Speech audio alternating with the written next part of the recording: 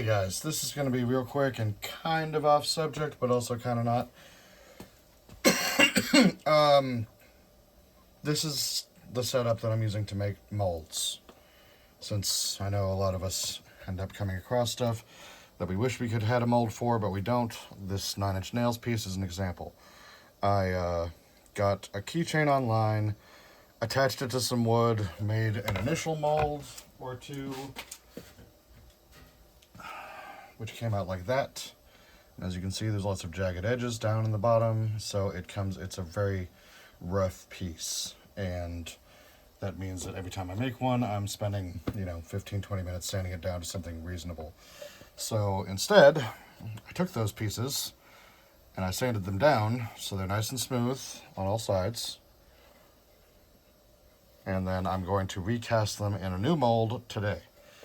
So took some MDR, put some resin tape on the bottom, took a little Tupperware container, cut off the top, super glued it down to the MDR, and then glued the 9-inch nails pieces onto the surface as well. So you want to make sure whatever surface you're trying to get the most detail out of is facing up into the silicone before you pour. That way, silicone's like resin. You pour it into something, it will pick up every detail that's available.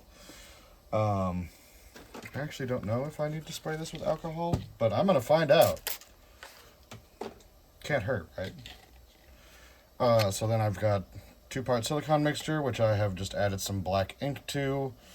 It actually helps with the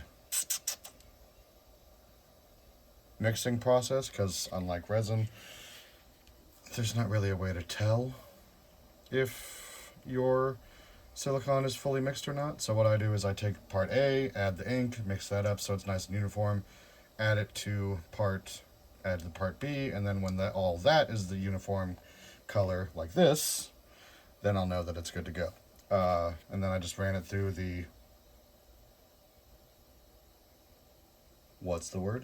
vacuum chamber to take out the bubbles. And now we pour and hope that I got enough glue around the edge to avoid leakage.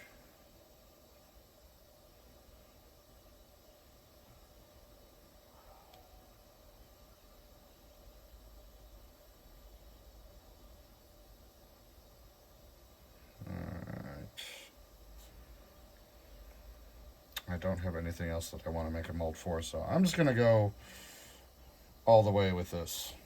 I have a nice deep silicone piece.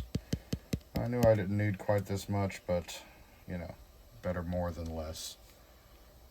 Hang on, let me go get a scraping tool that's already covered in silicone to scrape the edges off.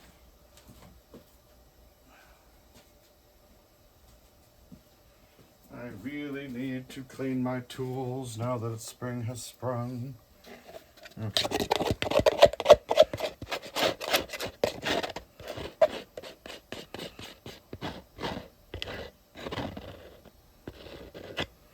Alright.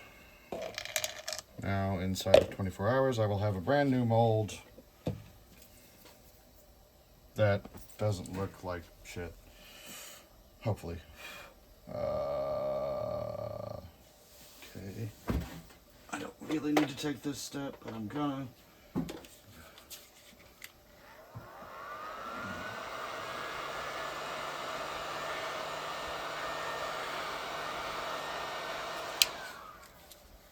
And there you have it. Mold making for dummies. Alright, thanks for joining me, guys, and I will see you in a little bit with an actual pour video.